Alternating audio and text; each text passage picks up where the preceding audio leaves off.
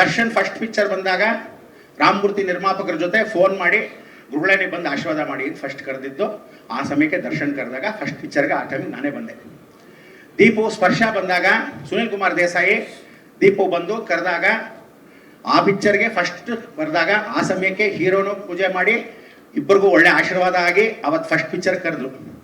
ತದನಂತರ ಅಪ್ಪು ಪಿಕ್ಚರ್ಗೆ ಪಾರ್ವತಮ್ಮ ಅವರು ಬರಬೇಕು ಶರ್ಮಾ ನೀನು ಅಂತ ಹೇಳಿ ನನ್ನ ಕರೆದಿರ್ತಕ್ಕಂಥದ್ದು. ಅದು ಮೊಟ್ಟ ಮೊದಲ ಪಿಕ್ಚರ್ಗೆ ಅಲ್ಲೂ ಪೂಜೆ ಮಾಡಿದಾಗ ಆ ಪಿಕ್ಚರ್ಗೆ ಫಸ್ಟ್ ಲಾಂಚ್ ಮಾಡೋ ಸಮಯಕ್ಕೆ ಕರೆದ್ರು.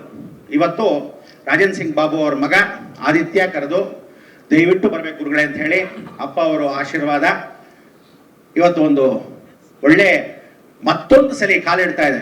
ನೀವೆಲ್ಲ ಅನ್ಕೊಂಡು ಹಾಗೆ ಟೆರರ್ ಪಿಕ್ಚರ್ ಮೊದಲನೇ ಪಿಕ್ಚರ್ ಅಲ್ಲ ಆದಿತ್ಯಂದು, ಮೊದಲೇ ಕಾಲಿಟ್ಟಿದ್ದಾನೆ. ಆದರೆ ಕನ್ನಡ ಚಿತ್ರರಂಗ ಬಹಳ ಜನ ಹೊಟ್ಟೆ ಕಿಚ್ಚು ಜನ ಜಾಸ್ತಿ ನಮ್ಮಲ್ಲಿ. ಎಷ್ಟೋ ಜನ ಪ್ರಕಾಶ್ ರಾಯ್ ಅಂತವರು, ರಜನಿಕಾಂತ್ ಅಂತವರು ಹಳೇಬ್ರನ್ನೆಲ್ಲ ಏನ್ ಮಾಡ್ತಾರೆ, ಸುಂದರರಾಜ್ ಅವ್ರು ಹೇಳ್ದಂಗೆ ತಮಿಳ್ ಪಿಕ್ಚರ್ಗೆ ಯಾಕೆ ಹೊಟ್ಟೋಗ್ತಾರೆ ಅಂದ್ರೆ ಕನ್ನಡದಲ್ಲಿ ಗೌರವ ಕೊಡಲ್ವಲ್ಲ ಅಂತ ಬೇಜಾರು ಮಾಡ್ಕೊಂಡ್ಬಿಡ್ತಾರೆ. ಅವ್ರೇನು ಚೆನ್ನಾಗಿರಲ್ವಾ, ಲಕ್ಷಣವಾಗಿರಲ್ವಾ, ಆಕ್ಟ್ ಮಾಡಲ್ವಾ, ನಂಗೆ ಅರ್ಥ ಆಗಲ್ಲ. ಆಗಲೇ ಇನ್ನೊಂದು ಸುಂದರರಾಜ್ ಅವರು ಹೇಳಿದ್ರು, ಹಳೇ ಪಿಕ್ಚರ್ಗಳಲ್ಲಿ ಕನ್ನಡ ಪಿಕ್ಚರ್ಗಳನ್ನ ರೀಮೇಕ್ಗೋಸ್ಕರ ಬೇರೆ ಭಾಷೆಗಳನ್ನ ತಗೊಳ್ತಿದ್ರು. ಅಂಥದ್ರಲ್ಲಿ ಇವತ್ತು ಕನ್ನಡ ಪಿಕ್ಚರ್ನ ತಗೊಂಡು ಗೌರವ ಘನತೆ ಎಲ್ಲರೂ ಏನಾಗಿದೆ, ಭಾರತ ದೇಶ ಇರ್ತಕ್ಕಂಥ ಎಲ್ಲ ಬೆರಕೆ ಸಂಸಾರ ಇರ್ತಕ್ಕಂಥವ್ರೆಲ್ಲ ಮಿನಿ ವರ್ಲ್ಡ್ ಆಗೋಗಿದೆ. ಎಲ್ಲರೂ ಬಂದು ಇಲ್ಲೇ ಸೇರ್ಕೊಂಡ್ಬಿಟ್ಟಿದ್ದಾರೆ. ಸೊ ನಾವೆಲ್ಲೋ ಬೇರೆ ಇದೀವ, ಬೇರೆಯವರ ಅನ್ಸ್ಬಿಡುತ್ತೆ.